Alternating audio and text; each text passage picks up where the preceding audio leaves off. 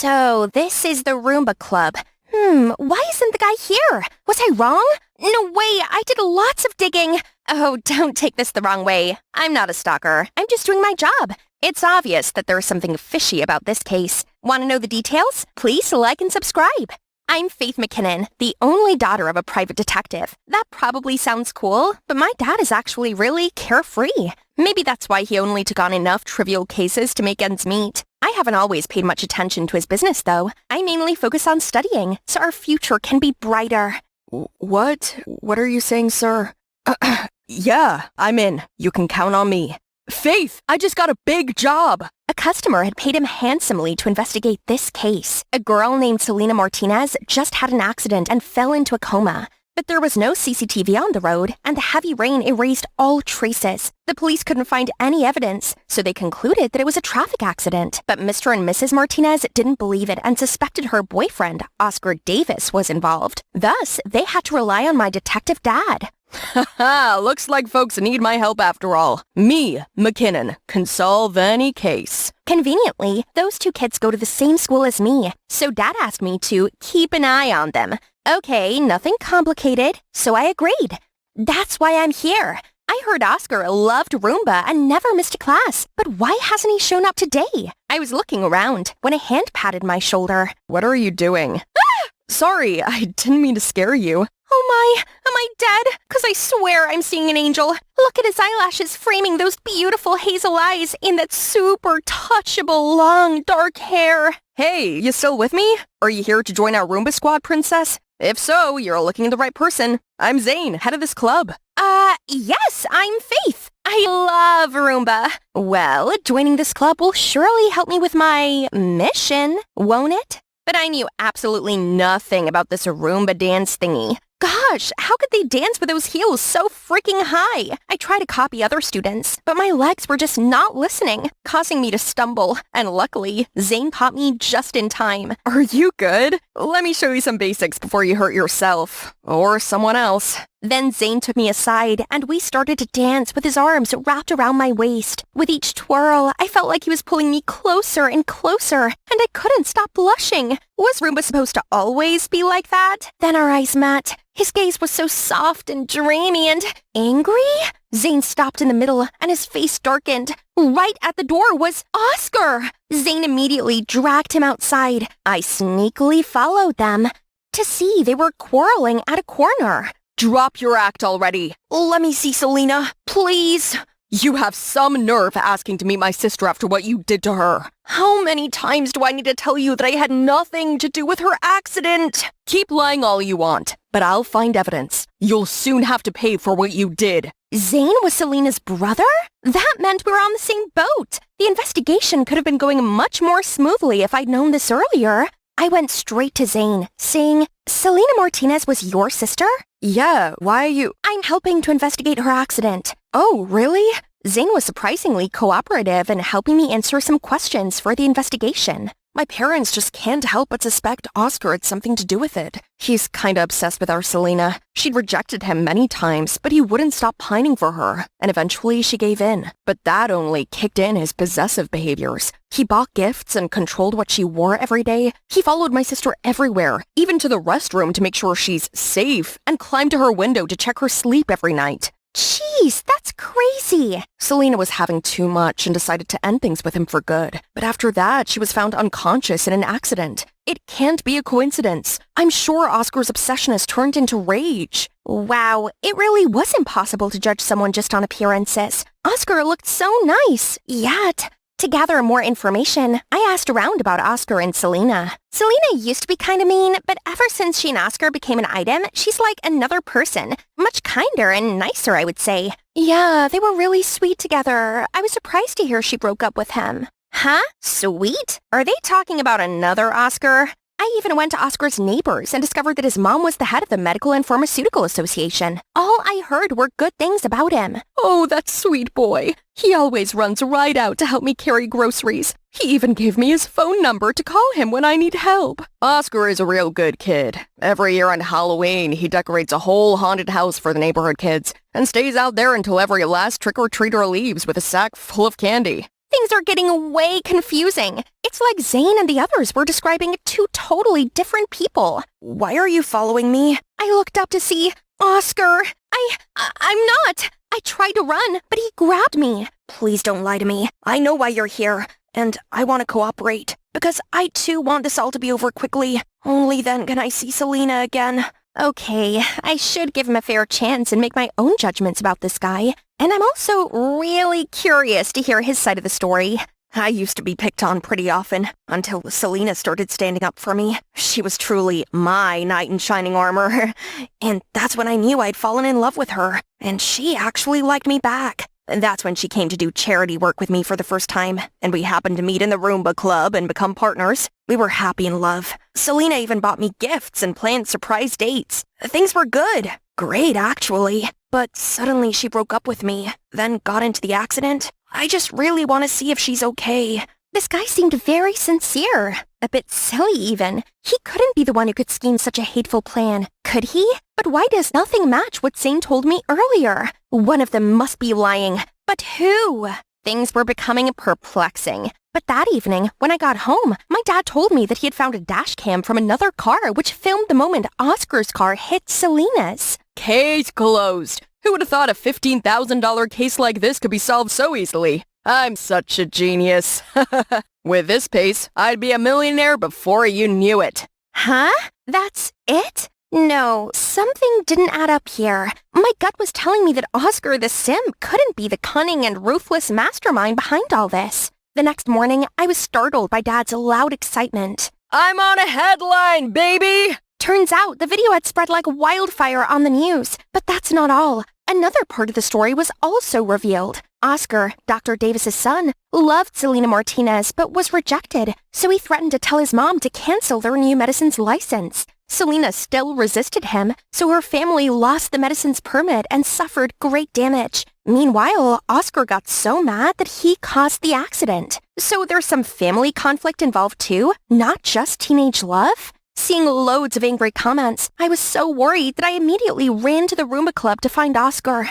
There, I found Zane grabbing Oscar's collar. I always know it's you. How are you going to deny it now? Wait, stop! Upon seeing me, Zane loosened his fists. You're gonna pay for this. I swear I didn't do it, Faith. I don't know where that video came from. Please help me.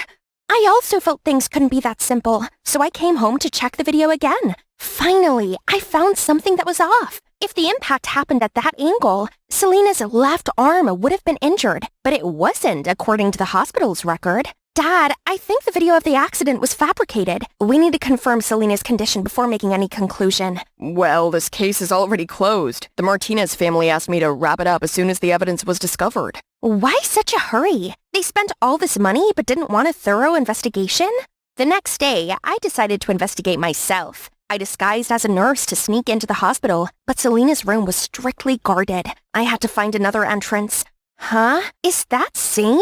Right then, he saw me and immediately dragged me into a corner, signaling me to keep silent. Be careful, or they will see you. What are you doing sneaking around? I'm afraid my parents might be doing something sketchy. Explain. I've heard them talking with the press to keep posting those defaming articles about Oscar's family. And they even mentioned something about revenge. So you followed them here? Suddenly, I was forbidden from seeing Selena as the doctor said she needed absolute peace to heal. But it feels like my parents don't want me to talk to her. Come to think of it, it's also them who made me suspect Oscar from the beginning.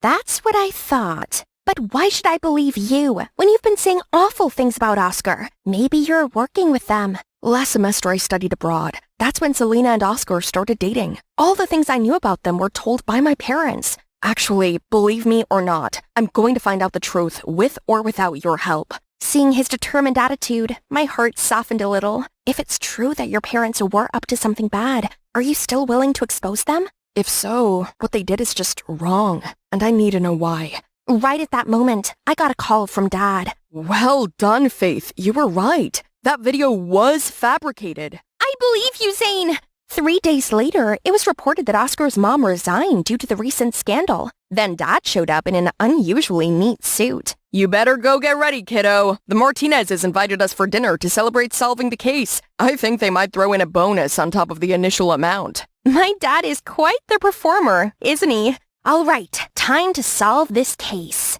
At the dinner, everyone seemed extremely happy, especially Mr. Martinez. Thank you so much for giving us the closure we needed for our daughter's accident. No, I have to thank you for giving me such a big case. Now people will line up to have me solve their cases. Haha. They kept toasting, laughing, and talking happily like two old friends. Then Mrs. Martinez went to get some more food for them. I turned to see Zane looking a bit sad. I didn't expect Dr. Davis could stoop this low. She got what she deserved. How dare she say our medicine was of poor quality and rejected the license? She almost ruined our plan to make loads of money. What a wet blanket. Luckily, we got quick-witted to stage a fake accident to frame her boy. Hearing that, Mrs. Martinez quickly ran to cover her husband's mouth, but couldn't make it in time. Aha! So you admit everything. I recorded them all. This will be evidence to expose you in court. We admit nothing. Check your recording. When I turned it on, it was all static. We couldn't hear anything. Unfortunately for you, this is the family business room, equipped with signal jammers and anti-eavesdropping devices, so you have no evidence. Mom, stop it! Right then, Oscar walked in, with Selena on a wheelchair. Why are you here? You're supposed to be at the hospital resting. All thanks to my mom. She knows someone in the hospital and could help Selena get out. Or else, how long were you planning to keep her locked up? It turns out Selena had woken up a week ago, but her parents kept it a secret. That's why Zane wasn't allowed to visit her out of fear that everything would come to light. Mom, that's not enough for you? You asked me to pursue Oscar at first to get close to his mom, but when the plan didn't work out, you then forced me to break up with him. But I've already fallen in love with Oscar for real. It broke my heart to do so. That night, I was driving in a totally lost mind and crashed into a tree. But who knows, my own cruel parents would use their daughter's accident as an excuse to frame Oscar and his family. Oh, honey, you're saying this because you're not well yet. No, we all know what you did. Just confess. Oscar and his mother are good people who don't deserve any of this. I love you guys. That's why I have to make it right. You ungrateful little traitor. Everything we do for you. But it doesn't matter. A court needs concrete evidence, not just the words of a girl. I'm really disappointed in you guys. I hope that you would step up and take accountability. You could have gotten a reduced sentence, but I guess now we need to turn in the real evidence. I held up the confession video of the person hired by Selena's parents to fake the dash cam. At this point, Mrs. Martinez fell to her knees, sobbing dramatically. I paid you to find the evidence against the Davises, not against us. Sorry, but we refuse to accept your money. We don't work for you. We work for justice. Soon enough, Mr. and Mrs. Martinez saw their day in court for their schemes, and the Davises' name was cleared. After the sentencing, Oscar's mom approached me and my dad. Thank you so much for fighting for the truth. You've saved our family's reputation. Our society needs more people who work and live for righteousness like you. I owe it all to Faith. Things would not have turned out the way they did without her master plan. From the fake resignation to Selena's hospital escape, and even arranging a play to expose the Martinezes. It's true that the apple doesn't fall far from the tree, isn't it? She's about to surpass my skill. I'll let you keep this for a few more years. It's true that I hadn't been interested in my father's job before, but this case made me realize my passion for solving crimes. So, we'll see.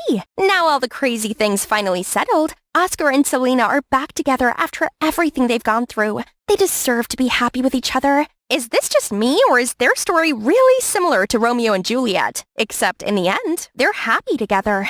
Suddenly, Zane walked up behind me. Wanna dance? Are you sure? You're the one who said I was a danger to myself and others. Then it's a risk I'm willing to take. No one told me it's this windy up here. I'll probably be wiped off of Earth before I could wipe all these windows. It's okay, Harper. Remember, you're doing this for Aaron. Just a bit of tough work for now, but imagine the incredible time you'll be having at the concert. Imagine, oh my God, Aaron and her? Hold up, let's start from the top. Hi, I'm Harper, the biggest fan of the greatest boy band, The Statics, especially their rapper Aaron. I turned 18 not long ago and I'm taking a gap year to find my true passion. To be honest, I'm not really interested in anything. The only thing that makes me feel alive right now is fangirling, following my boys around, concerts, touring, etc. But after months of that, I'm totally broke. Not to mention, Aaron's having his solo debut album. So, having no choice, I asked my super sweet boyfriend Kirk to lend me some money. But, again, all you ever did was spend relentlessly on this trash. You don't study, nor get a job. How are you expecting to afford it all? Do these idols feed you or give you a roof over your head? I don't think so. I can't help you forever either. Trash? He called my passion trash? Excuse me, I asked for a loan. Not like I was robbing him. He wasn't like this the other times. Finally showing his true self, huh? Fine, I don't need an unsupportive boyfriend. Anyone that stands between me and my happiness can get lost. So, we're over. Whatever. But wait, I still need to come inside as Kyra's bestie, not as your girlfriend. You might be wondering what kind of relationships I have going on here. Well, I actually befriended Kyra first. We were both ecstatic. Fandom of the statics. If you know, you know. Fangirls bond is stronger than any friendship. Her mom works for a big press, so she sometimes could even get us access to shows. Cool, right? So I was always around her place. One thing led to another. Me and her brother fell in stupid love, but not anymore. Have you heard about Erin's new album? Apparently it will be followed by a group concert right downtown New York. We can ask Kirk to give us a ride. It will be super fun. Oh, don't want to burst your bubble, but I just broke up with Kirk.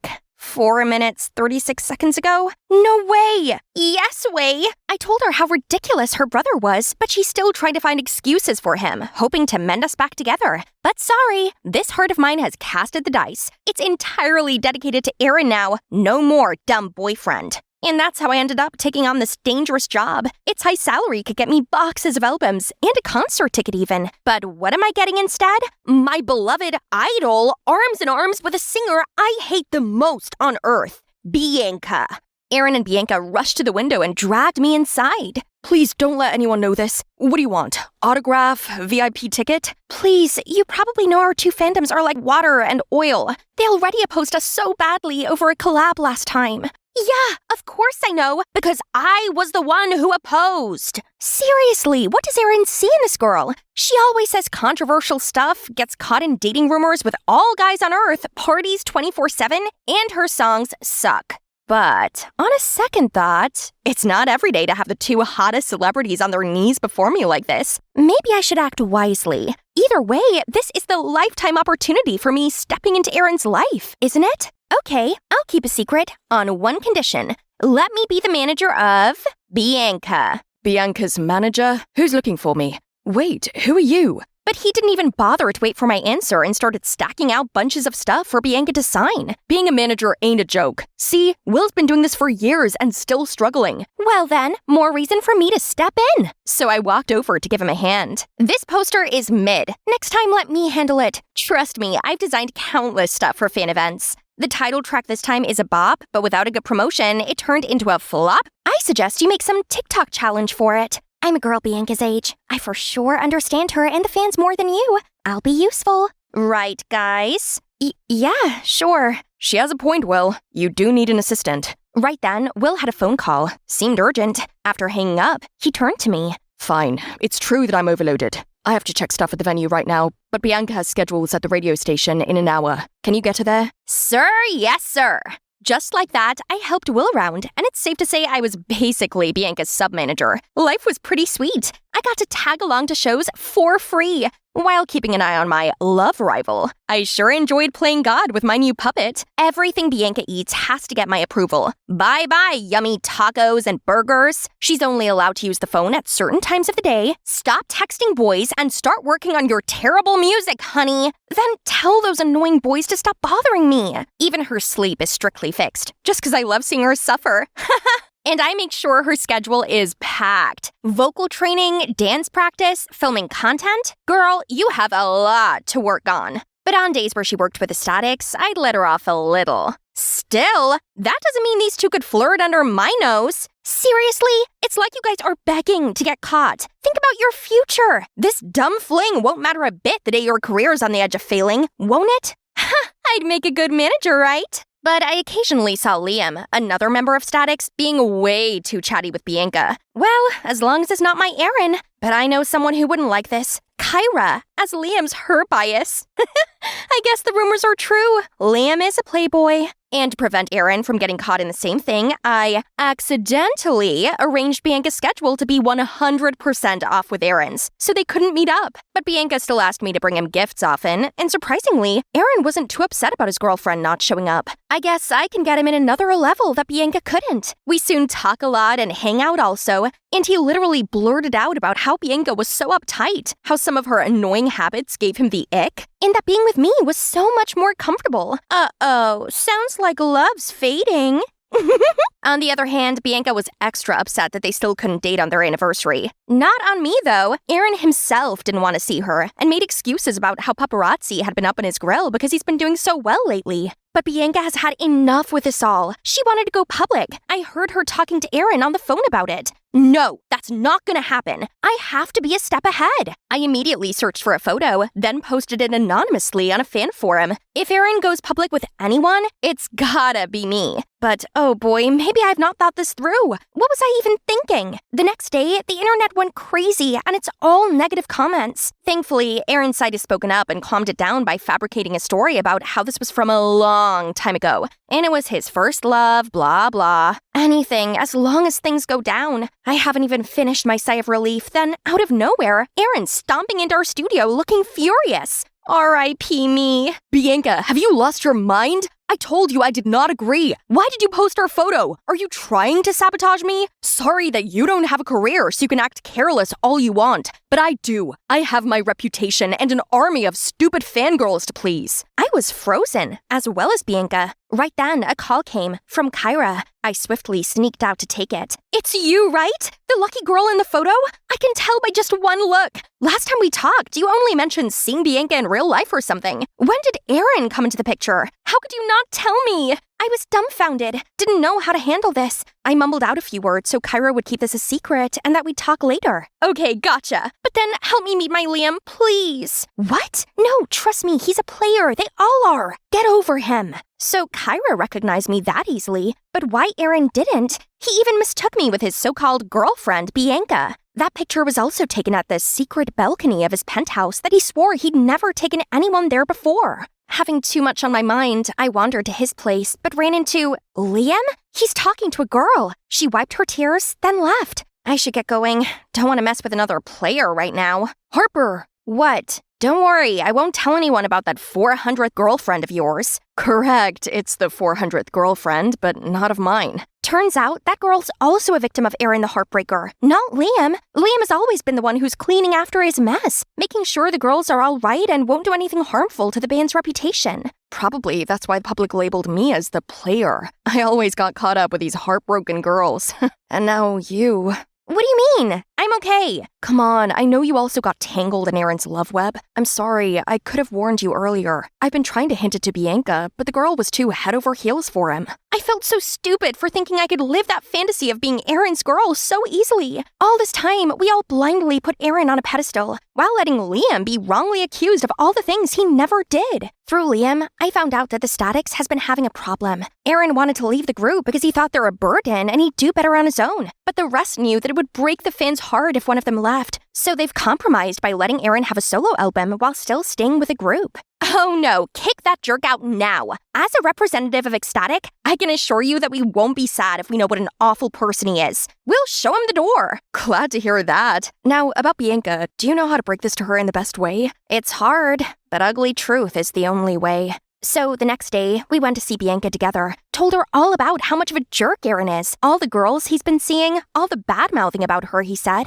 Surprisingly, she took it better than we thought. Thank you, too, for looking out for me. I know he's bad, but I thought I'd been able to change him. But yesterday when he came throwing a fit at me, I realized that I deserved better. Oh, poor Bianca. I really owe her a zillion apologies. I asked Liam to give us a minute and came clean to her on everything. On the photo I posted, on how I intentionally got in between the relationship, on my dumb rules just to get the better of her. I'm truly sorry. I'm just a Delulu fangirl after all. I'm really sad to hear that because at some point I did consider you a friend, especially your ridiculous rules. It helped me a lot. Look, you kept me on a strict diet, helped me get a healthy sleep schedule, made me practice more, stay off my phone, no more doom scrolling and obsessing over hateful comments. I can assure that you've helped me become a better artist and human overall, even though it's by accident. You are seriously too nice. How come I spent all these years hating on you? I'm sorry, and I don't think I should be around here anymore. I'd better go back to my normal life. Take care, Bianca. Bianca gave me a tight hug and said that she hoped I'd still come to her concert next week, as she'd perform the dance number we created together. Liam was nice enough to accompany me to Bianca's concert. I did ask Kyra if she wanted to come along, but she was all cranky. Bianca's concert? Are you an ecstatic anymore, Harper? She's our enemy. Kiddo, if only she could see past the hate. She could have met her Liam now. The show was going on smoothly. Bianca perfected our dance routine. I was so proud. But as she went to get ready for the next song, a strange VCR got played. I'm a selfish fanatic. A friend's betrayal, a gold digger, a delulu, and on screen were pictures of me. No! Is this why Bianca insisted I come?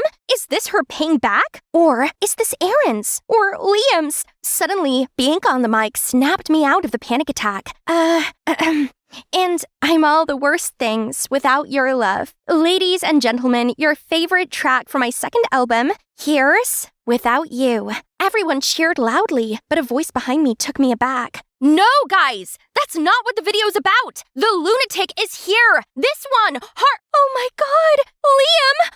Liam quickly shushed her and we dragged her outside. Turned out my dearest sister from another mother did this to me. Why? I hate you. I know everything now. Don't forget who I am. Nothing in this fandom could be hidden from me. You got to befriend the boys but ghosted me because you want them all to yourself, huh? After everything we've been through, all the shows my mom helped you get in, you bewitched Aaron, sided with Bianca, then called my Liam a player. But look who you're with now. On top of that, you dumped my brother for a stupid reason. The player here is you. This is a mess, and it's really my fault. I should have filled Kyra in on everything sooner. Seeing her right now reminds me of the exact same person I was just last week. The same hot-headed, immature fan. I couldn't blame her. I apologized and told her everything. And with her dearest Liam's help, Kyra, though still mad, started to be more understanding. I love you, and I hope you will soon see things the way I do now. Idols are also humans. They're not all glitters and gold, so we can't expect them to be all perfect, then refuse to see their wrongdoings, or nitpicking trivial things just because it's not up to our expectations.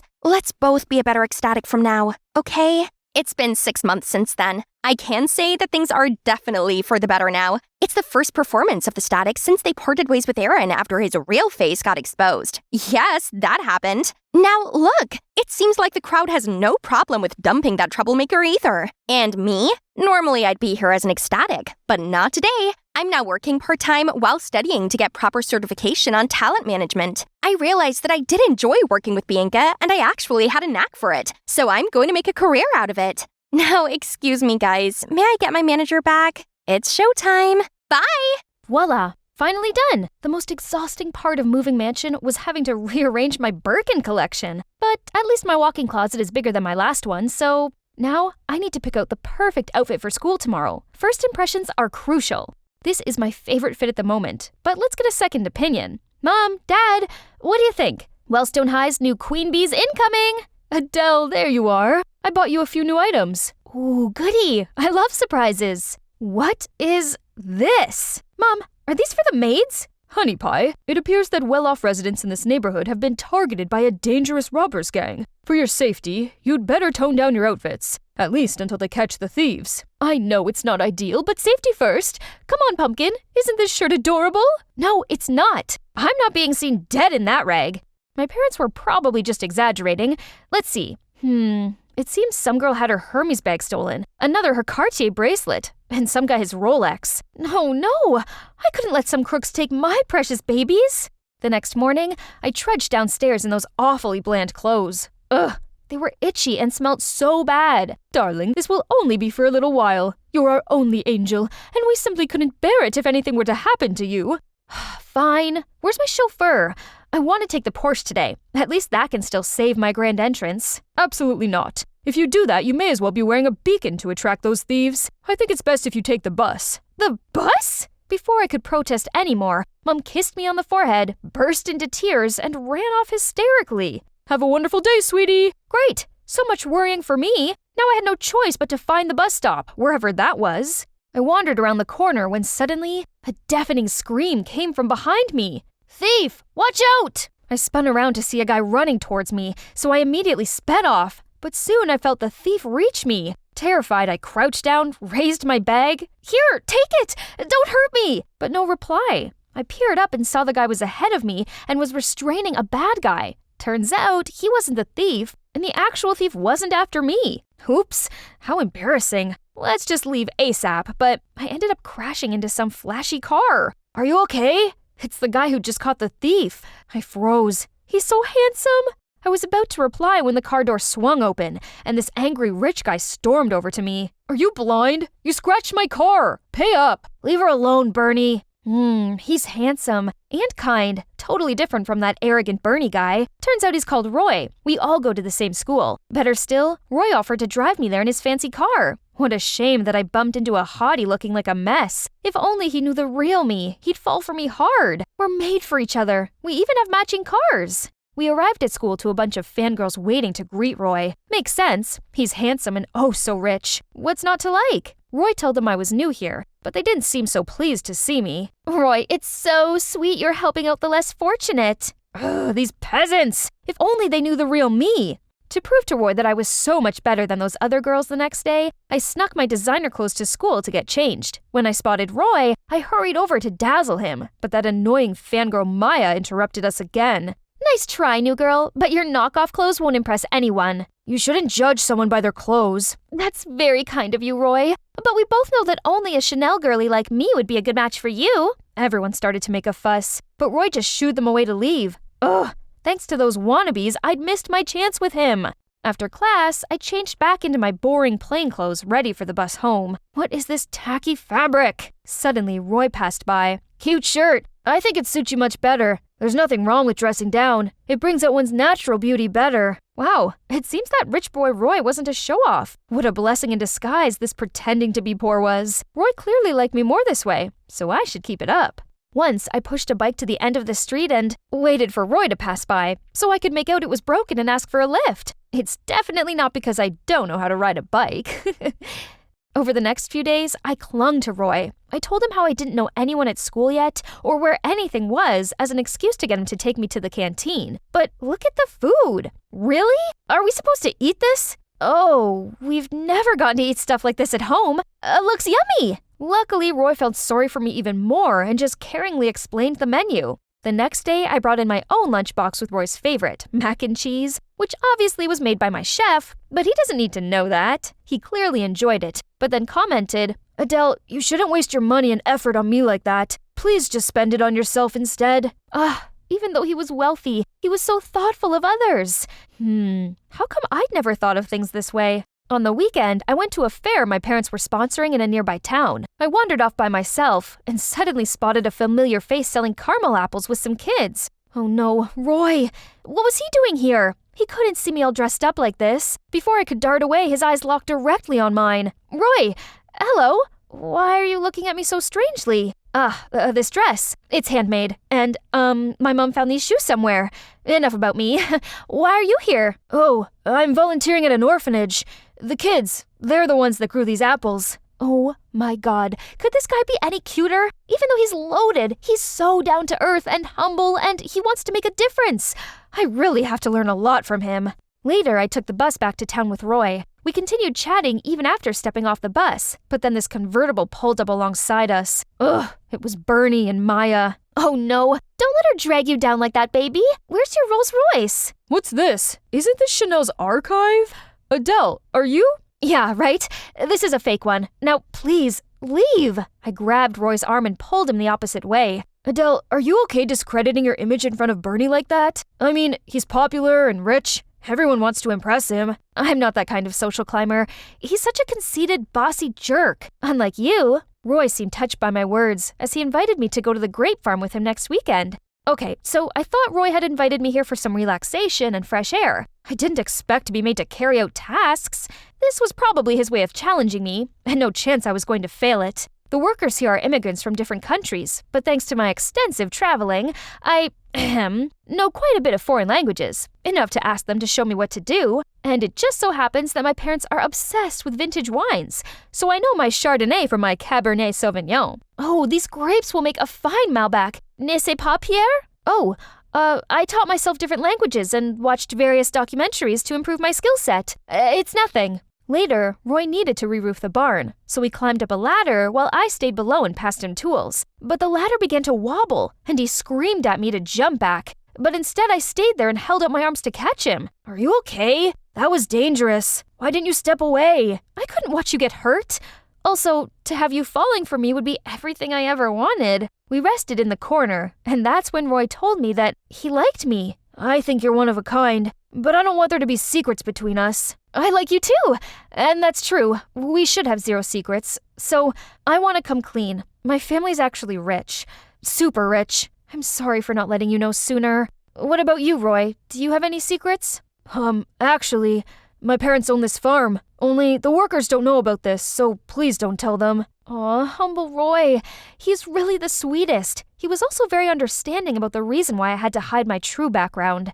Finally, the gang leader of the robberies was caught. Things seemed to be back to normal, and this meant I could publicly go back to being me again. Everyone looked at me with different eyes. Only, Roy didn't seem all that impressed. When I invited him to my favorite restaurant, he told me he didn't like those stuffy places. Plus, he had too much work at the farm. I really wanted to go on a proper date with Roy, but I suppose just being with him was enough. So I agreed to help him out at the farm. As we waited for my chauffeur to pick us up, someone leaped out of a bush and snatched my gold necklace. As I gripped my bare neck in shock, Roy darted after them and grabbed it back. I noticed the robber say something to Roy before he fled. I later asked Roy about it, but he just shrugged it off. The next day at school, a woman in tatty clothes ran in, saying she urgently needed to find her son. When she saw Roy, she rushed towards him. "Oh, here you are! I thought something happened to you!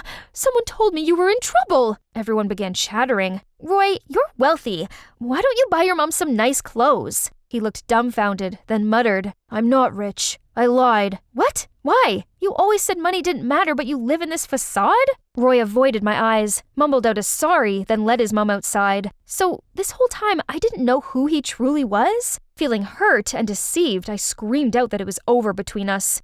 My heart was cracked into two. This was horrible. Then I arrived home to see my parents frantic. Someone had sent them a threatening letter saying, "I will come when you least expect it and take what I want."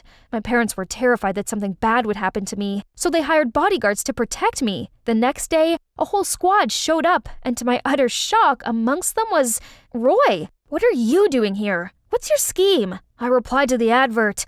"I didn't know it was for you. Please, Adele, I need this job. I could really do with the money."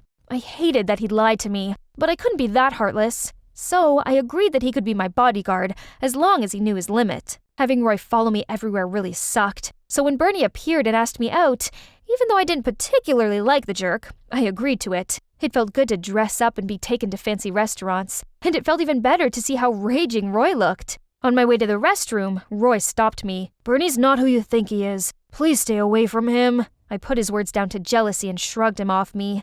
If anything, what he said made me even more determined to get closer to Bernie. So when he suggested I throw a party at my mansion for my 16th birthday and invite all my friends, I immediately agreed. The party was great. It's been a while since I was able to have fun and forget about the recent shenanigan for a moment, thanks to Bernie. "Wait a minute, bae. I've prepared a big surprise for you." The lights went out, and I waited, wondering what it could be. But it's been a little too long. I called out for Bernie, but nothing. I didn't hear from Roy either. Realizing something was wrong, I found my way inside the house and was suddenly grabbed by someone. "Shh, let me show you something." He led me to the garage and I caught Bernie trying to start the supercar. Next to him was a bag full of priceless jewelry. "That was fast, but I didn't come here alone." "Yeah, but your teammates are already taken care of." Then Roy opened the garage door and the cops rushed in to arrest Bernie. Outside, I saw a couple of other robbers being led away in handcuffs. "You again? You can act all high and mighty all you want, but you're no different from me." It turns out, even after the leader was caught, the robbers gang was still alive and well, and Bernie was a member. He only pretended to be rich to fool his victims and provide intel to the gang. Knowing my true background, he's the one who stole my necklace. But the mission failed because Roy stopped him. As revenge, Bernie leaked information about Roy's family. "I should have exposed your rich kid facade sooner. I let you off several times out of respect for our close friendship, but you still wouldn't leave me alone. Close friend?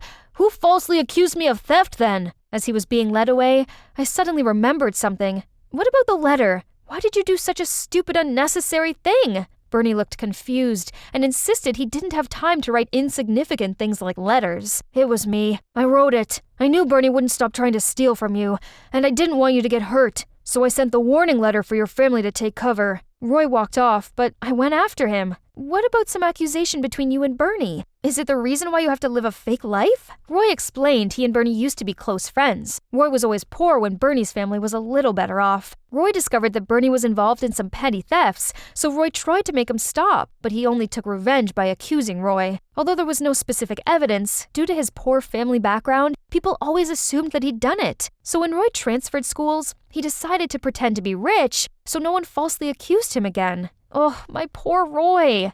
Ugh, why is finding my balance so tricky? Ouch! Roy helped me up and checked I wasn't hurt. You don't have to do this. Just live your life as comfortably as before. Nope, I want to do this. This way I can cycle to see you whenever I want. A flashy car or fancy outfit doesn't change my value as a person, but working with you felt good. And you know what? Even though you're not as well dressed as when we first met, I still like you a lot. Hey everyone, I'm Ellie, and my genius inventions are set to make me the next Thomas Edison. If you want to see more of my one-of-a-kind inventions, please comment and don't forget to like and subscribe to Animated Story Show. My mom passed away when I was little, so since then, it's just been me, Dad, and my older sister Kara. Dad's an independent scientist. Growing up, he was always inventing something and let me help around. Naturally, I developed a passion for inventing from an early age. You're playing Frisbee and you're hungry, but you don't have a plate to eat your food. Has this ever happened to you? No. I present to you the Frisbee food plate. Okay, no Frisbee plate. How about these goggles that help you cut onions without tearing up? Or this cool food hat, perfect for all your TV snack needs. Okay, so maybe they weren't ready for my inventions back then, but at least Kara seemed to like them. Like this alarm clock that only goes off when the puzzle has been solved. She's a doctor, so it's important she gets up on time and keeps her mind alert. I want to do well too. It's my dream to be an inventor just like Dad. So I studied hard and managed to get a scholarship into the most prestigious private school in the state. While I was getting used to my new school, Dad was working hard to make sure I got everything I needed. Everyone loved his inventions, including the Bancrofts, one of the wealthiest families in town. They hired him to design a robot chef system, but due to a system error, it short-circuited and set their mansion on fire. Luckily, no one was hurt, but Dad's reputation was at stake. He had to pay for the damages, which meant we had to sell our home. Still, we didn't have enough money. Just then, a woman, Mrs. Harding, came to see Dad and told him that she'd settle everything on one condition. He had to live in the mansion and work exclusively for her. Dad didn't have much choice, so he agreed and asked for me to tag along too. As for Kara, she received a high-paying job offer to provide round-the-clock care for a coma patient, so she moved into the hospital. So Dad and I started our new venture, only mansion life didn't go so well. As soon as we stepped through the huge doors, Dad was bundled off into the basement to work. And me, I became Mrs. Harding's own personal servant. This was so not cool, so I decided to get sweet revenge. I tinkered with Mrs. Harding's high heels so I could control them with a remote. Only I was busted by Ariana, Mrs. Harding's daughter. What are you up to? I'm just... Oh, I see. Clever. Let me help you. What in the cinnamon toast? So, we watched Mrs. Harding put the heels on, wobbled about, and tumbled over. Mission completed. Nice one, Ellie. That's the funniest thing I've seen all year. So, what's up with you and Mrs. Harding? Mom's always so strict on me, but Dad is the opposite. Only he's traveling, so Mom's running the Milo Corporation for the time being, and now she's turned into even more of a tyrant. From then on, Ariana and I became friends and spent our free time pulling funny pranks on Mrs. Harding together. We rearranged her laptop keyboard, messed with her water flosser, and tampered with her bedroom light. I wanted to help Dad with the finances, so at school, I opened up a design-on-demand inventing service for some extra money. Queen, the school queen bee, noticed and made an order with me. High heels that convert to flats will make partying easier. Put me down for a pair in size 7 and make sure they're hot pink. I finished the order, then excitedly gave them to Queen. Only she fell on her butt. You did it on purpose, didn't you? Ugh, I'll make your life a misery. I made them based exactly on your order. Hey, you got what you ordered, so leave her alone. Turns out this is Owen, who's also here on a scholarship. Owen's a science guy too, so we clicked instantly. One night, I was serving dinner when I overheard Ariana ask her mom why her dad wasn't back home yet. Ariana, he has flown to India for a spiritual retreat. Huh? That doesn't sound like something Dad would do. Yes, well, the spiritual retreat is helpful in running the company. He'll be back soon. Now eat your greens. Ariana seemed very confused still. I knew her pain, as I missed my dad too. Feeling down, I went to see Kara to talk to her about it. But Kara appeared with 2 giant bodyguards. What's with the walking mountains? My patient is very important, so they're here to ensure information security. It's no big deal, sis. Just pretend they're not there. I felt bad that Kara had to work under such extremes for our family, so I was determined to sell more of my inventions. Everyone knows your inventions suck. Quit clogging up the hallway already. We could come up with better inventions. See, straight A's here. Those mean girls who were always ranking last in class now became top students? Pfft, how you achieve those grades doesn't count. Yeah, they definitely didn't earn those A's themselves. And you, that desperate for money, huh? Well, it's a long story. So I told him about my family's misfortune and how lucky I was to have Ariana as a friend, despite her being the daughter of the Mila Corporation owner. She seems cool. Why don't we invite her to the arcade with us? So the 3 of us went there, and Owen quickly acquainted himself with Ariana. It was good they were getting on, but hello, I was still here. When Ariana went to the restroom, I asked Owen, "So, you like her then?" Why? You're not jealous, are you? Jealous? No way. Then Owen suddenly turned serious and told me actually, he's been researching AI. Recently, there were some AI unethical products on the market. Some even took advantage of the face recognition feature to secretly withdraw money from millionaires' bank accounts or stock them. You know, those girls bragged about getting straight A's? Well, they used a cheating device that I suspect came from the Mila Corporation. No way! My dad works for Mila. He wouldn't be behind this. He couldn't. I don't know, Ellie. All I know is companies that use science and tech irresponsibly are a big bugbear of mine, and I had no intention of flirting with Ariana. I only approached her to do some more digging, and maybe we could sneak into the basement to talk to your dad about it. It's impossible. It's like Fort Knox. There's a security guard there 24/7. Owen assured me that between us, we'd figure out a way. I was pondering how best to sneak in to see Dad when Ariana pulled me into her room. Owen is cute, isn't he? Will you help matchmake us? Huh? That was quick. If Ariana knew Owen only hung around with her to find out about Mila Corporation, she'd be really hurt. But she was relentless, so in the end, I reluctantly agreed. I set up a date for them, but seeing them together sucked, so I decided to tag along. But anyway, the date turned out helpful. Not sure what sweet talk Owen had been saying to Ariana, but she agreed to help me and Owen sneak into the basement. The next day, Ariana helped distract the basement security guards. We sneaked in and found Dad on the floor, unconscious. I rushed to his side and urged Owen to help me carry him out. Mom's home! Help Owen leave first! When Mrs. Harding saw me helping Dad out, she went berserk. How dare you remove him from the basement? He has work to do! I found him passed out! You're overworking him! If you don't let me take him to hospital, I'm suing you for negligence. Mrs. Harding reluctantly gave in and ordered the guards to take us to the hospital. At the hospital, Mrs. Harding kicked me out of the room and insisted on seeing her private doctor. I couldn't believe my eyes when Kara walked in. When Kara finished, she stepped out and told Mrs. Harding, "Mr. Miller's awake. Leave him here and I will care for him alongside the other patient." No! I pay you to focus your care solely on one patient. Miller will be taken elsewhere to rest. So it's Mrs. Harding who hired my sister to care for this mysterious coma patient. I ran to talk to Kara, but Mrs. Harding pulled her away. Fine, I would just have to investigate what she was up to myself.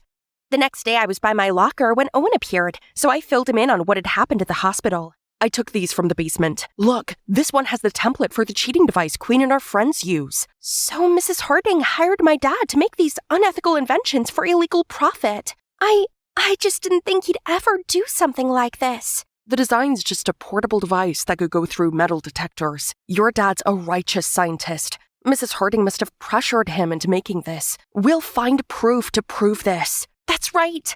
I have to get my dad out of this. Don't worry. I'm always here for you. We're in this together. Oh, I see. So you two are framing my mom?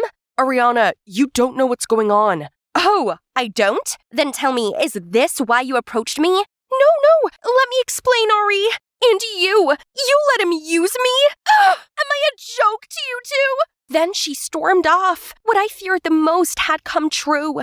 Ariana was furious with us both and ignored us since then. Then, a few days later, a huge news report broke. Science no match for monk life? Mila's CEO, Harry Harding, moves into monastery and leaves $1 million corporation to his wife, Desi Harding. I and Owen were so shocked to hear the news. Just then, Ariana came to tell us Mrs. Harding had been acting odd, so she eavesdropped on our call and heard her mention Mr. Harding, then looked very nervous and shady. Ariana knew something was up, so she paid a private investigator to delve in deeper, and turns out her dad never went to India. And now that he's back, he refused to see me and was all surrounded by bodyguards. That's it. We gotta get to the bottom of it.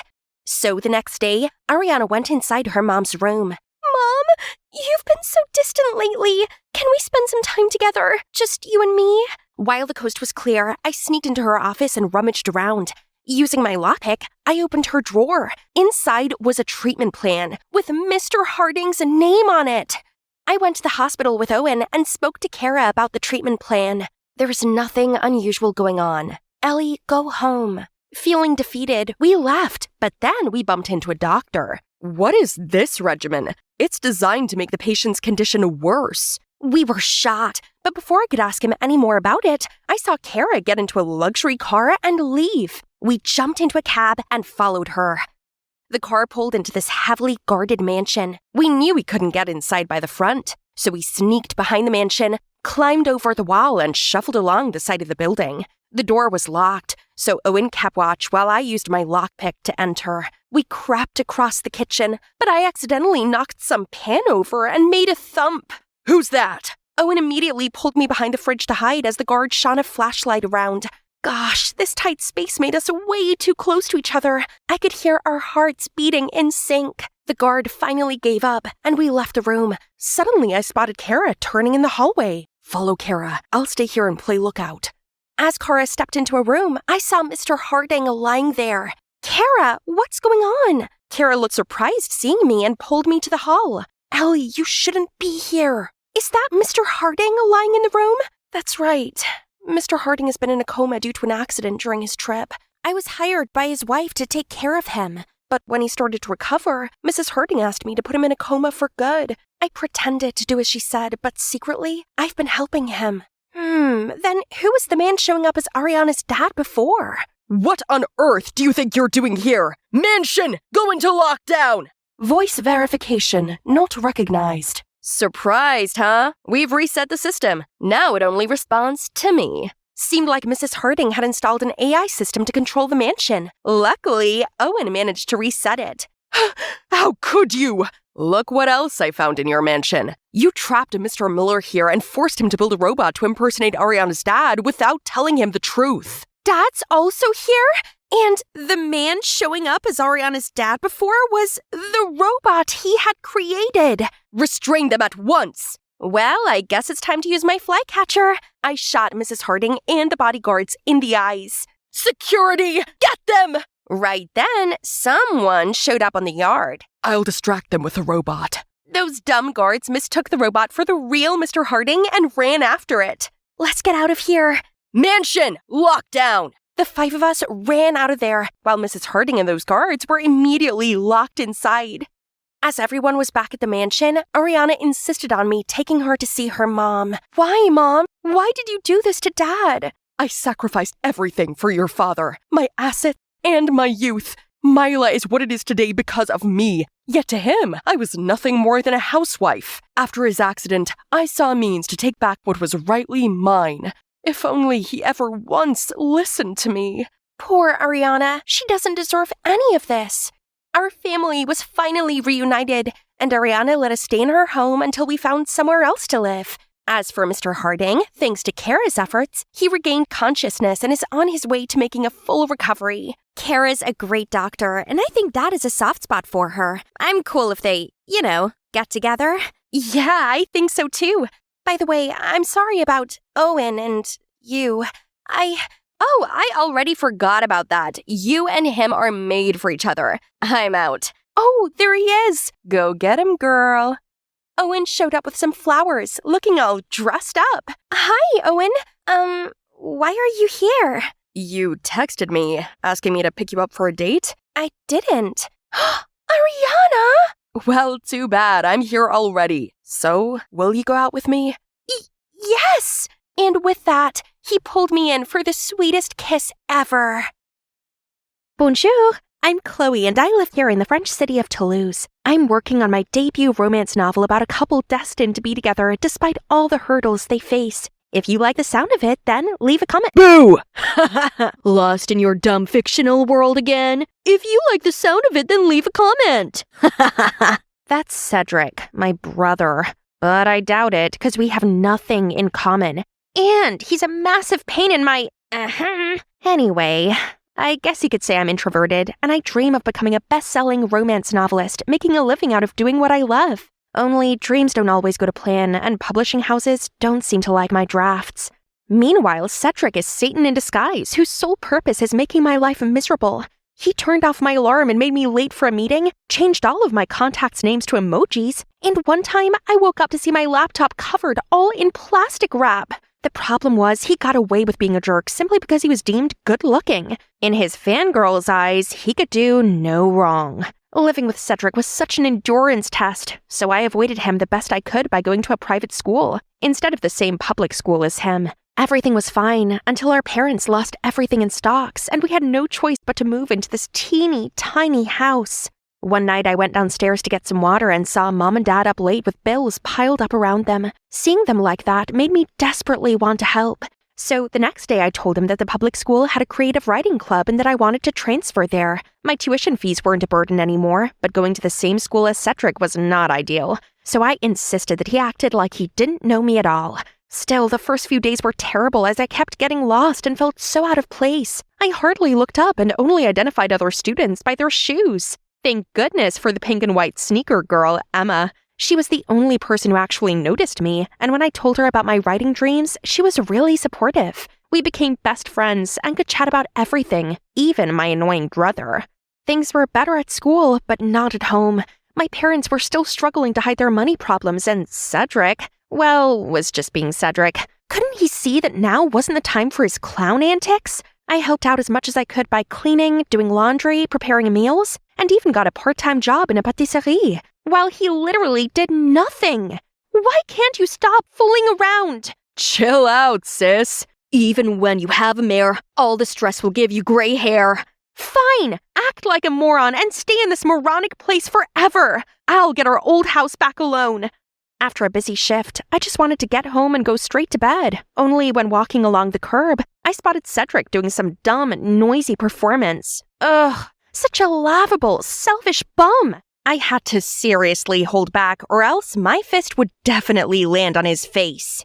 Oh, I still had the last chapter to finish. My body was ready to shut down, but I couldn't slack. Not if I wanted to complete it by Louis Beaumont's book launch. He's my favorite author. I'd planned for months to fly to Nice and hand him my manuscript. Suddenly, the lights went out.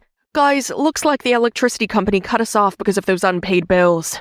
Gosh, we can't live like this. So I pulled out some money from the back of the manuscript. This was money for my Nice trip. But this is more urgent, so I gotta do what I have to do. Mom, Dad, here's some money, just to help out a bit. The next day, Cedric barged into my room with a smug grin on his face. Guess who's going to Paris? Try not to miss me too much, will ya? What? But where did you get your money from? Mom and Dad? Duh. Check it out. That's my money? I can't believe this! We don't even have electricity, but they gave him money to go mess around in Paris? I shoved him out of my room and slammed the door shut. I'd always tried my best to not disappoint them, yet they favored my deadbeat brother and spoiled him rotten. All this family stuff was eating me up, so on school day, I confided in Emma. Only when I tried talking to her, she seemed distracted and kept drifting with the music. Em, are you listening? Oh, sorry, but this beat is straight up fire. Look, he's the winner of this contest. Isn't he amazing and talented? I looked at her phone and saw, what? Cedric? So he came to Paris for this stupid contest? Don't talk about him, okay? That's my selfish, uncaring brother I've always talked about. Be his fan, and we can't be friends anymore. Things got even worse when Cedric went home and literally made it rain with his reward money. Chloe, look at all of this money your brother won. Thanks to his talent, we can go back to our old house. Ugh, why is everything so easy for Cedric? He did some nonsense rap and became a celebrity? Meanwhile, it's me who had to give up my trip, my dream. At least we got the old house back, but day after day, these annoying reporters are driving me crazy. How did you come up with meaningful lyrics? Meaningful? Everyone knows rap isn't actually music. It's just some noise full of swearing and insults. Yeah, ignore her. She's just cranky from skipping breakfast. There's no escaping Cedric's name, not even at school. Please, please, please introduce me to him. Why are you so obsessed with him? Don't you remember anything I said about how terrible he is? Come on, give his music a try. I can't believe someone who wrote such beautiful lyrics can be as bad as you say he is. Fine. If she wanted to meet him, then I'd grant her that wish. It's about time she saw his true face. I opened the door and showed Emma inside when suddenly we were covered in a cloud of confetti. Why the long face? My grand welcome was the bomb. Do you know how long it would take to clean this mess? This is my brother. An idiot. Idiot brother. But then I turned around to see Emma already soaking up Cedric's every word. I can't take this anymore. My time would be better spent writing. Trembling thoughts, through fear, your eyes will find mine. Love will bind us like a cat's 9 lives. Wow, that's perfect. Wait, that voice sounds unfamiliar. Oh my, this guy was heartthrob level handsome. Bonjour, I'm Pierre, Cedric's colleague. Is he home? Yes, let me show you the way. What are you seeking him for? We're collaborating on my next album, so I'm here to practice. As a senior singer, I also helped Cedric build his show and industry connections. He's superb, isn't he? After that day, Pierre visited my house more often. Turns out he's a sweet and gentle guy who always brought us gifts, such as flowers and scented candles. And after dinner, he even helped me wash up. How can such an angel work with my devil brother? One day when I was out with Emma, suddenly she looped her arm around me and said, "You sure seem chirper these days." It's probably because Cedric's often away on music shows. You're telling me it has nothing to do with Pierre? Come on, Chloe, it's written all over your face. Fine. He's really sweet, and his smile is as bright as the sun. How can I approach someone like him? Why not start with a love letter? I took Emma's advice and wrote the most romantic letter ever, then brought it to his company. If anyone asks, I'll say I'm here to see my brother. Huh? Are they arguing? I went over to Pierre and asked him what had happened. Oh, it's nothing really. Cedric is just stressed out from his busy schedule. Yeah, right. As if there was anything stressful about this nonsense rap thing. Now is my moment, so I stuffed the letter in Pierre's hand, then ran away. I was still giddy with excitement when I arrived home. Only Cedric ruined my mood by sitting there looking like he'd swallowed a wasp. Oh no, are all showbiz parties too tiring? What a tragedy. Shut it, Chloe. What does a dreamer like you know? Dreamer? At least I'm not a self-centered, shallow idiot. I sacrificed everything so you could go after your dumb rap career, and all you do is act like an ungrateful jerk. Grow up and stop being so childish. I expected him to shout back at me, but instead he gave me this dead look, then trudged off to his room. He didn't come down for dinner or anything for the next 3 days. This house sure was quiet without him. But he's a chill guy and things will go back to normal soon, right? I guess I should just enjoy the peace while I could. The next day, Emma showed up at my house all worked up. Is Cedric here? He didn't answer any texts and calls. Huh? You two are messaging each other? I just wonder if he's okay. How typical of you to talk to him behind my back. To my surprise, Emma just impatiently barred past me and ran up to Cedric's room. Then she reappeared with a note. Cedric's gone! Jeez, how irresponsible and impulsive. He really doesn't care about anyone but himself. Enough! I won't listen to you badmouth your brother anymore. Can't you see he's seriously struggling and showing signs of depression? Who's the one who doesn't care about family here? And you really believe you're better than him? Emma's outburst left me stunned. Is Cedric really depressed? How was I meant to know that when he's always goofing around? That evening, Mom and Dad kept fretting about Cedric's disappearance. He gave his all to help us while we could do nothing to help him. Remember those days he performed on the streets? He gave us all the money he earned, and he always tried to cheer us up when things were down. Cedric only wanted to join the rap contest to win some more money. He was very nervous, but we believed in him, so we gave him the money to enter. Oh God, so I misunderstood him all along? Suddenly I remembered his winning track that Emma insisted that I listen to.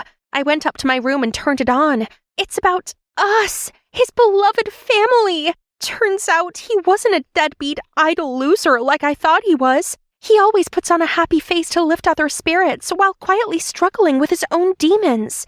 I needed to find him and apologize immediately, so I went to Pierre for help. I had no idea he was struggling so badly. I should have noticed that he was suffering and not overloaded him with work. But there's an important show coming. If Cedric was a no-show, he'd be in breach of his contract and have to pay a huge sum in compensation. Oh no, that's not good. What should we do now? You know what? You look a lot like Cedric. How about you disguise as him? But how? Don't worry, our makeup team is top-notch. Nobody's gonna know. This all sounded crazy, but it seemed like I had no other choice. My family couldn't be in debt again for this. Being this close to Pierre made my heart flutter. He took me for my makeover, then I learned to lip-sync and perform on stage. I even tried to walk and talk like my brother. I felt bad about deceiving his fans, but I couldn't risk Cedric getting into big trouble. It's only a one-time thing. Sometimes I lip-sync too. It's no big deal. I felt a bit confused. Then suddenly, a stage crew member above me accidentally dropped a wrench. It could have knocked me off if Pierre didn't swoop in and save the day. Now, back to practicing, and oh boy, was it hectic. Pierre stayed with me the whole time and was really supportive. We also never stopped trying to look for Cedric together. I felt our connection growing, but couldn't figure out why he hadn't made any move. Maybe my first letter hadn't been clear enough, so I sneaked into Pierre's room and left him another one. Only later that day, I saw him glued to his phone, so I took a glance. Huh? He was messaging somebody with a very cheesy nickname. Right, he wasn't interested because he was already dating someone else. Oh no, I have to reclaim my second letter before humiliating myself. I ran into his room but couldn't find it anywhere. Wait, what's this? Here comes the big night. I was absolutely terrified. Pierre smiled sweetly at me and held my hands. We shared a look, then stepped on stage together. There were so many people out there. My legs felt numb, but then I spotted Emma beaming at me from the front row, and my nerves eased again. I quickly found the beat, then lip-synced and danced perfectly. But halfway through the song, the stage lights suddenly went off and a shadowy figure walked toward me. Cedric! The audience oohed and awed, then clapped in excitement as Cedric continued the rest of the performance. During the break, everyone went backstage and saw Pierre grab Cedric's arm. Cedric, where have you been? We've all been worried sick. Drop the act. You're just using me to make yourself rich, forcing me to do show after show, and when I was exhausted, you pushed lip-syncing onto me. What are you talking about? These shows are to help you gain support. Starting out in this industry is hard. Hey, I even lent you some money to get your house back. You mean the money you used to tie my brother in with his stupid contract? You compelled Cedric to work exclusively with you, performing 2 years for free to clear his debt. But according to these receipts for each show, the money he should have received already exceeded the amount he owed you. What the? Surprised much? Now we have all the evidence against you. So what? Cedric signed it anyway. A contract is a contract. Break it and I'll get you kicked out of the company and make sure you never get any show again. Your whole family will be dirt poor like before. I don't think so. What would the public say if they knew you've been flirting with him all along, and when he rejected you, you manipulated and overworked him until he agreed to date you? How long have you known? Long enough to expose you. Now, you have 2 options. 1, cancel the contract within the next 24 hours and pay my brother the excess money you exploited from him. Or 2, we'll publish what you did and see if you survive in showbiz afterward. I don't hate you for having feelings for me, but this deal is not fair. Pierre looked nervous and angry, then just stormed off. I turned to my annoying, goofy brother and gave him a big hug. I'm sorry for misunderstanding you before. Why didn't you tell us that you borrowed money to get back our house? I know how much you wanted our house back, so I joined the contest, but the prize money wasn't enough. That's when I asked Pierre. Silly me. If you hadn't found the contract and receipts, I would have still believed his lies and worked till exhaustion. So you did get my message. I was about to shut off all connections to the world, but that day I felt super uneasy, so I opened my phone and saw your message. Must be sibling telepathy. One more thing. Emma, you truly helped me find myself again. What do you say? Do you want to be a superstar rapper's girlfriend? Yes, I do. Please keep the lovey-dovey stuff to a minimum in front of me. Luckily, I was spared when a stage crew called Cedric to go back on stage.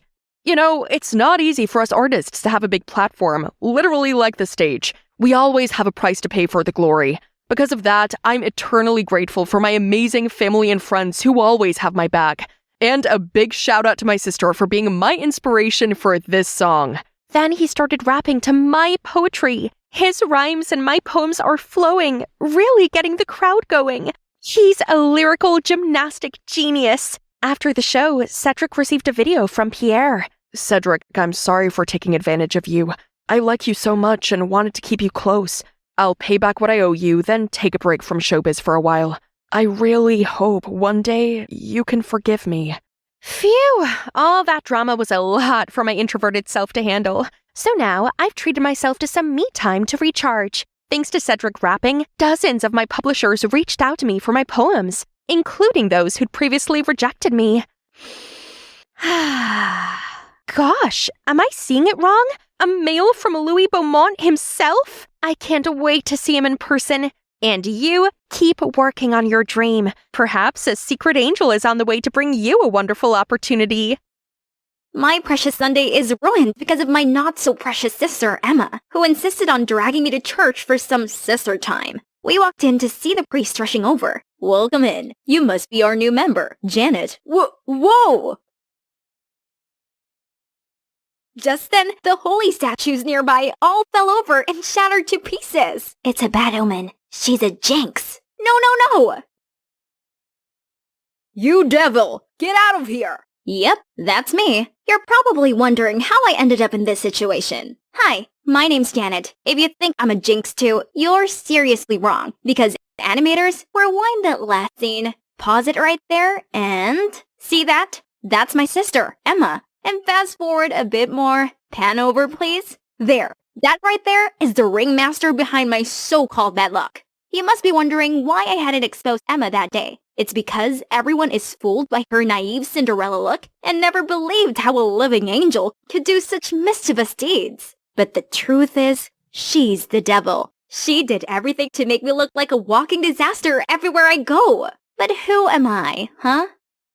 That night, to get back at Emma, I hid under the bed till she was sound asleep, wrapped my icy cold hands around her ankles, jumped out from under the bed, and boo! Emma screamed through the roof, and our parents walked into the room worried just to see me laughing hysterically. Right then, the police on patrol also barged in, thinking something real wrong went on in our house. We ended up spending the night trying to explain to them nothing happened, and they finally left. Do you know how many sleepless nights we've had just because of you girls' petty fights?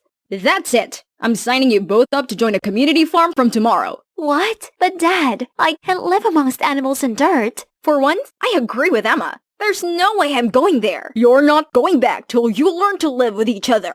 Living with Emma 24/7? I'd much rather be the jinx now. So the next morning, Mom and Dad drove us to the farm to live off the land and bond together.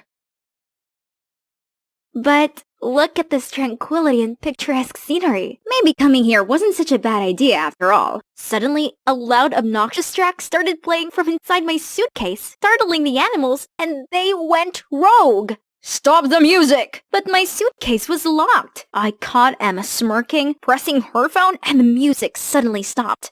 Once everything was under control, the farmers gave me looks of disapproval. Just when I thought things couldn't be any worse, a trailer nearby slipped off and began to roll downhill, heading straight for an oblivious farmer. Emma immediately swooped in and pushed herself and the farmer out of harm's way just in the nick of time. Richard, are you okay? Oh, yes, thanks to this young lady. You saved my life. What a good luck charm you are. That trailer has been sitting there for ages without any problems. Why did it suddenly break just now? Oh, it's my sister. She has this reputation for bringing bad luck wherever she goes. I apologize on her behalf. No, no, no, no! Don't listen to her! She's evil! That's not something you should say to your sister. Look at her! What an angel! Emma immediately activated her manipulating power. Aww! Come on, we got the nicest room for you. Hey, what about me? The next morning, I was told to milk the cows while Emma didn't even have to lift a finger, just wandering around and pulling pranks on me. In a panic, a guy appeared and helped me out. What happened here? The hoses are all snipped off. I'm so sorry about that. It's my sister's stupid prank to get me to look like bad luck. Interesting. Oh well, we'll hand milk the cows until we get them replaced. Hand milk? That'd take forever. Emma's gonna have to pay. Hey, no need for that. I'll give you a hand. I'm Kai, by the way. He gave the brightest smile, and I instantly felt better. I'm Janet. Thanks for helping me, but which buttons do I push to get milk? Kai cracked up, and I felt like the dumbest thing in the world. I'm sorry, but that was so cute. Okay, you don't push any buttons. You squeeze it, like this. Just then, Sylvia walked by and saw us. Well, well, well. Who makes you smile like that, Kai? Janet, you are really something, huh? As she left, I felt my heart racing and saw Kai blushing also.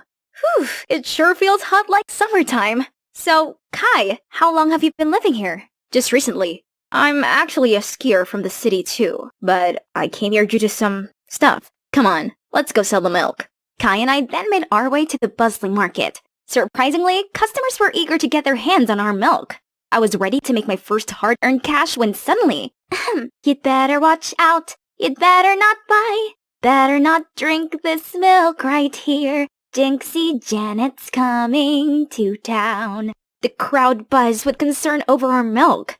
Actually, I thought someone else was a jinx. You see, our milk is especially fresh today, all thanks to my good luck charm, Janet. She and I worked all morning to milk the cows by hand. Thanks to Kai's words, the crowd was excited again. Just like that, we sold out in just a few hours. Woohoo! But when we got home, people started praising Emma for bringing good luck to the business. Actually, it was Kai and me who milked the cows, and more thanks to Kai who did most of the heavy lifting. She has nothing to do with this. The room suddenly felt awkward and people started to look away. Only Sylvia cared to acknowledge us. I see. You two make a great team. What about us? I think we'll make a better team. Get off of me, you creep! Ouch. Feisty. Oh my gosh, are you okay? Why are you acting like such an animal, Janet? I'm alright. She may be a bit cold right now, but she'll warm up to me in no time. Right, princess? Emma immediately gave me a death stare. Aiden, why are you here? I'm here for you, brother dearest. Mom and Dad are worried sick back home. Holy cow, these two are related? But they're nothing alike. Well, it does explain why their tension was scorching up the room. Stop it, you two. Always with the bickering. It's getting late. Janet, will you go and lock the barn door? Oh yes, definitely. But before I reached the barn, a hand suddenly pulled me back. Keep your claws off of Aiden. He's mine. Oh, I see. You're smitten with him, huh? Well, too bad, because he seems to like me instead, sister. How dare you! Emma dashed ahead of me towards the barn, turned all the lights on, blew on the deafening whistle, and the sheep went wild again. I desperately tried to stop the panic herd, but no use. Only when the farmer showed up and let the shepherd dog do his job was the scene under control. This is all your fault. You'll bring us nothing but bad luck and chaos. That's not true. I was trying to help while this was Emma's doing. Stop with all the blaming and start learning some manners, will you? I was stunned. Behind Richard, Emma grinned slyly. She won this time, but not for long. Cause how about I steal Emma's crush, aka Aiden, right in front of her? Well, actually, I didn't really have to steal anything, cause Aiden always found his way to me first. And he also brought Kai along. It was like something was going on between them, and they kept fighting to get my attention. They showered me with food, fought over the seat next to me at dinner, and wouldn't let me lift anything remotely heavy. It was getting a little annoying, but seeing Emma fuming with jealousy each time is so worth it. One afternoon, Kai and I were picking flowers in the field when he gently tucked a flower in my hair. It looks good on you. Then he lifted my face and leaned in closer. I was floating in the summer breeze, ready for a kiss when we both got shaken up by the engine revving. Aiden? Sup, pretty thing. Wanna go out with a date with me? She's with me. Can't you see? Well, maybe I'm blinded. Blinded by my love for you. How about you two can show some brotherly love and go together, huh? Then I walked off, only to see Emma's blonde head sticking out from the flowers. Hey Aiden, on second thought, I'd love to go with you. Shall we? Driving away, I could see Emma furious, and Kai with sad eyes following me? But the thing was, this was hella awkward. I don't feel like flirting if there was no Emma. And he, well, I don't know. Couldn't stand it anymore. So I told him to stop at this random clothing store and insisted he try on this fancy suit. Whoa, you cleaned up nicely, huh? Do I not look good usually? Well, you kinda look like a hooligan. Is that genuine joy I see on your face? What? I'm only smiling. Oh really? You and Kai were ready to bite each other's heads off just then. You don't know everything about us, Janet. I know you have a thing for him, but I can never let you two be together. Not this time. We came back to the farm to see Emma waiting for us, all agitated. You tramp! Isn't Kai enough for you? Now you're playing the double game with Aiden? And you're just jealous because Aiden doesn't like you. That's right. I only have eyes for Janet. She and Kai were never together. So quit sticking your nose into our business. Emma couldn't utter a word. For the first time, she seemed so vulnerable, then rushed away in tears. Look what you did, brother. Playing with both Emma's and Janet's hearts is a low blow. You're one to talk. Wasn't the thing with Tina your low blow? Tina? Tina who?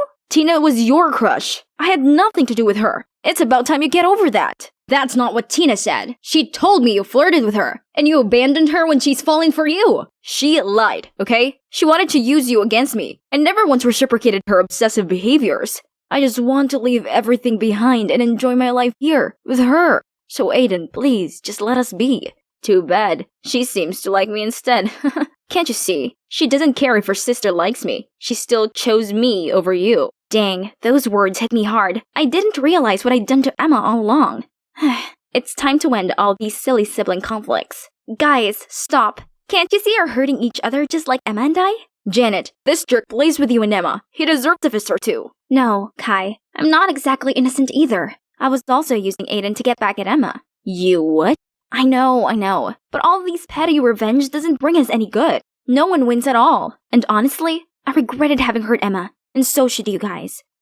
You want this golden boy to drop his sky-high ego? Yeah, good luck with that. I'm not a golden boy, Aiden. Are you kidding me? With all your success and skiing trophies, Mom and Dad can even see me behind all that. When you left home, they freaked out and made me go looking for you. Do you know the reason I quit skiing and left home? 'Cause Mom and Dad wouldn't stop pressuring me. It's suffocating. Every time I stand on the rink, my whole body shakes like crazy. I'm not perfect, Aiden, and I did not want to take away any attention from you. I'm sorry if you ever feel that way. Well, I didn't know. You could have told us what you'd gone through. To who? To Mom and Dad? The ones who keep pushing and nagging? Sorry I wasn't there for you. Heck, I was the worst. Right? You two could work this out. Now if you excuse me, I have my own sibling conflict to resolve. I was about to leave when we heard Emma screaming. Fire! Fire! Help! We immediately rushed to her, and the fire already caught on the haystack. It was spreading fast. I accidentally knocked over the oil lamp. What do we do now? You go call the firefighter. Aiden, you go get everyone here. Us two, we will go get water. Go, go, go! Kai and I tried our best to pour bucket after bucket of water, but it only stopped the fire from spreading, not put it out. We almost exhausted ourselves when the farmers arrived along with the firefighters, and luckily, after half an hour, everything was under control. Phew! But then, the farmers started surrounding me. It was because of you, isn't it? Every time incidents happen, you're always on the scene. Coincident? I think not. There we go again. But this time, I'm too beat up to even say anything. Then, there was Emma, petrified in fear, so I used every last effort to stand up. That's right, I knocked over the oil lamp and caused this fire. What are you doing? It's okay, I'm used to this. No, it was my fault. Janet's just trying to take the fall. In fact, this whole time, I was the one doing all the damage and blaming it on Janet. Was this for real? Emma standing up for me? You? Is this some kind of childish joke? You could have really harmed everyone here. This is our life work, not your girls' playground. I'm truly sorry. That's it. Tomorrow morning, you'll have to leave here for good. Both of you. We had no choice but to call our parents to pick us up. Meanwhile, I gotta pack my stuff. Hey, I know I've been mean to you since forever, so why did you still take the blame for me? I'm just tired of petty fights. Besides, I feel bad for stealing Aiden away from you. I don't have any feelings for him, and I don't think he falls for me either. I just wanted to mess with you. I figured. I actually heard what you guys were talking about before, and it hit me hard. You know, I used to enjoy being the only child. Yeah, no kidding. But honestly, when you came, it felt like all the attention and love was stripped away from me. I felt so lonely and jealous, so I decided to make you the center of attention, but in the worst way possible. I'm sorry. It's okay. It's all in the past now. I just want us to get along. And me not be called a jinx anymore. You got it. The next morning, our parents arrived all angry. We were so ready for a long-term grounding, but once they saw us holding hands, they were pleased. Honey, I think your plan worked. I knew it. You two can be little troublemakers, but deep down you still love each other. Come on, let's go home. Can we just wait for a few minutes? I don't want to leave without saying goodbye to Kai. But what took him so long? I gotta get going. Then Kai finally showed up. Wait up! I rushed out of the car and ran to give him a big hug. I thought you wouldn't come to say goodbye. How could I not? Especially when you forget the most important thing. Really? What is it? It's me, you silly. Oh, you're coming back to the city? Yes, I have a reason to be back now. To the city, to skiing, and what is it? It's you. Suddenly, a tree fell over right beside us and crashed the mailbox, causing all of the mail to fly out.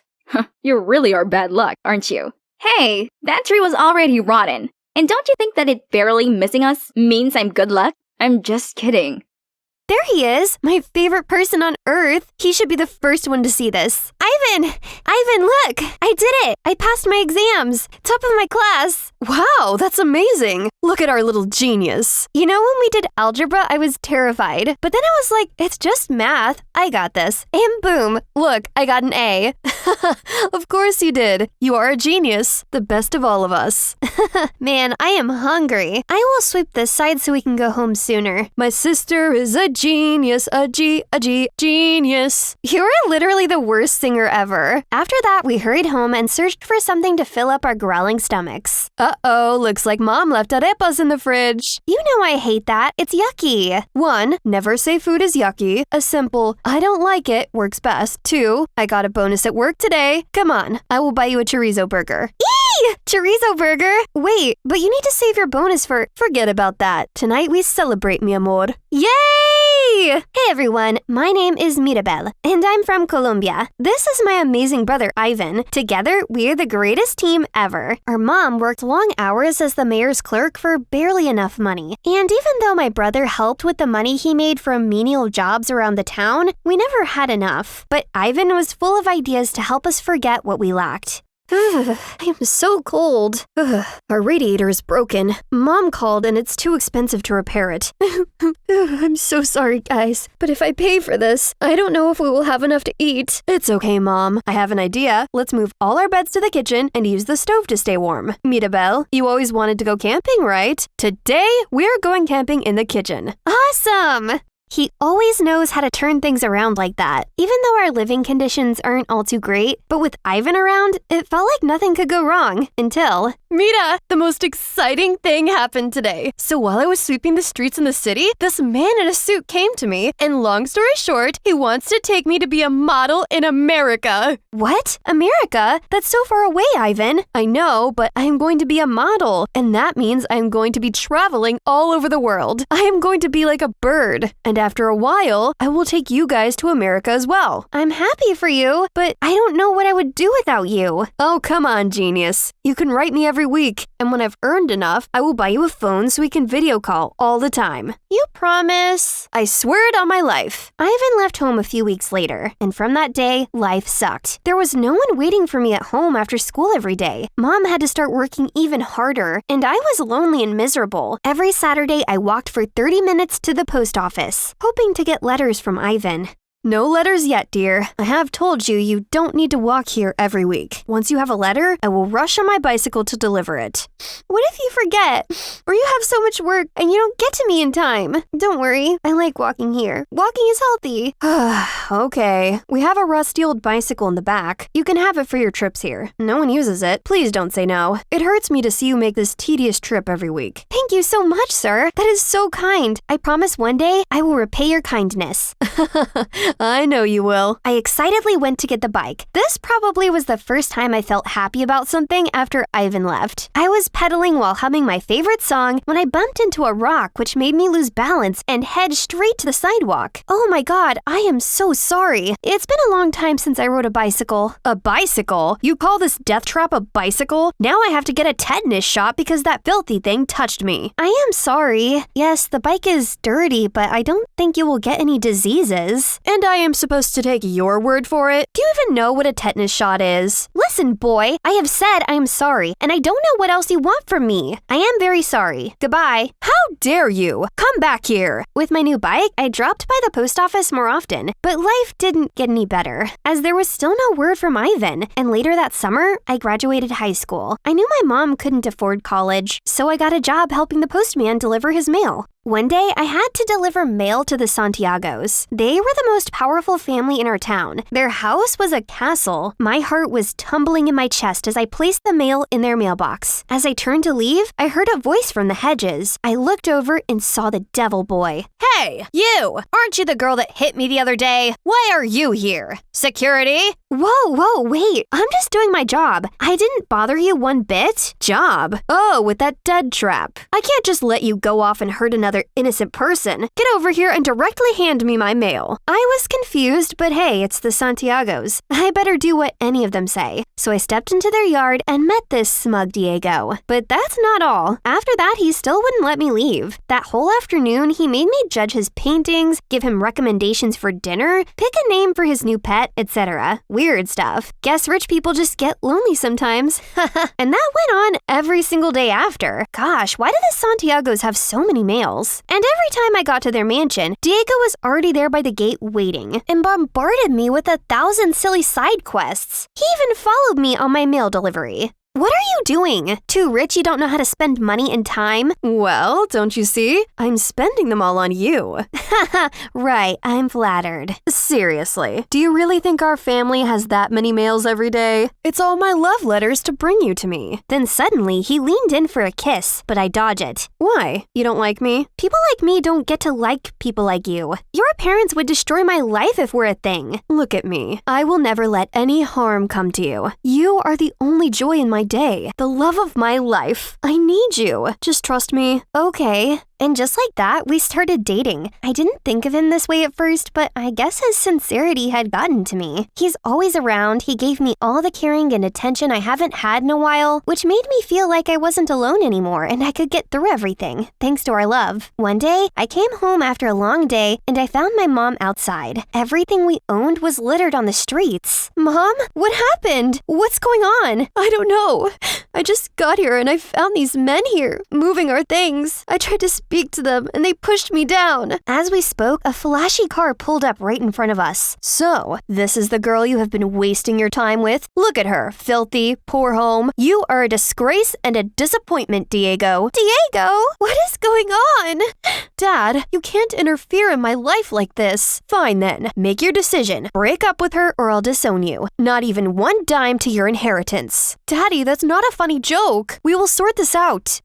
Mirabelle, I was just bored and you're just a gold digger. We both know that, so... What? You promised to protect me! I'm sorry, sweetie. Don't listen to that. I'll explain tomorrow, okay? Then he quickly got in the car and they drove away. I tried to contact him first thing in the morning, but to no avail. I sneaked up to his house, but only to hear the maids saying he's already long gone to some European dreamland, continuing his lavish life among lavish people as his dad wished. So, my so-called loving boyfriend has left me for his dad's money. But without so much of a proper breakup, while his family is destroying my life, getting us kicked out of our own house, and even getting my mom fired from her job, I felt like breaking down. I've lost everything. This life was just out to get me, and I wanted to give up. But looking at Mom, I couldn't bring myself to do so. I wish Ivan was here. He would know how to fix this, as he would never give up. That's right. I was raised by my wonderful brother, and maybe it's time for me to channel his strength and fill his shoes, keeping this family alive and well until he's back. So, swiping the pain aside, my mother and I gathered what we could, and we left town because we knew the Santiagos would never let us have peace. We went to live with an aunt. Mom got another job, and I started working as the judge's assistant at the local court to support her. One day, I was at work scheduling meetings when I heard a voice that left me shell-shocked. Excuse me, is the judge available to meet me? Ivan? Mira, it's really you. Oh, I've been looking for you. You left us. I waited for you. We waited for you for 2 years. I am sorry, Mira. I tried to reach you, but America was hell. There was no modeling contract.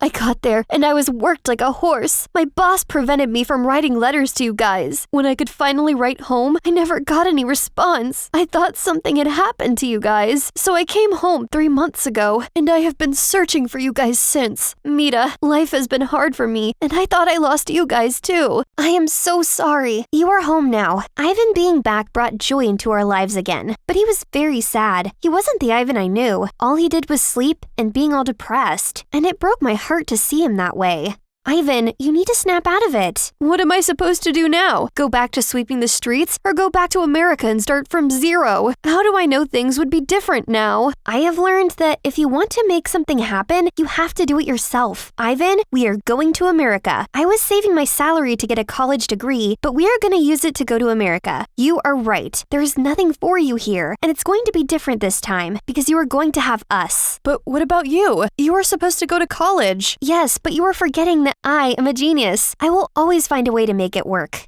Okay, let's do it. America was different. Ivan actually got a modeling gig this time, and in 6 months, we were comfortable enough that my mom didn't need to work long hours. Everything was looking up. I applied for a national scholarship, which I won, and I got to go to law school. I graduated top of my class, and I can never forget the joy on my mother's and brother's faces when I read my valedictorian speech on graduation day.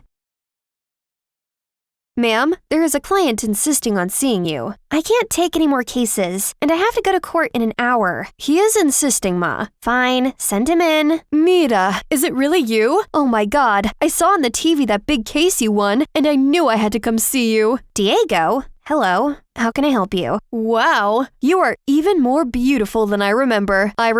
Let me stop you there. I don't have time to reminisce on the worst times of my life. Be quick. What do you want? Mirabel, you know I had to do what my dad wanted. He was going to disinherit me. I didn't want to hurt you. What do you want? Okay, my company, we are having an issue with taxes, and we need a good lawyer. Everyone is recommending you as the best in town. Please help me, for the old time's sake. Sake? I'd spit on that sake. You are delusional if you think I would ever help you. I hope your company burns. It's been nice chatting with you, but I have to head to court. My fiancé is waiting downstairs. Goodbye, Diego. I hope I never see you again.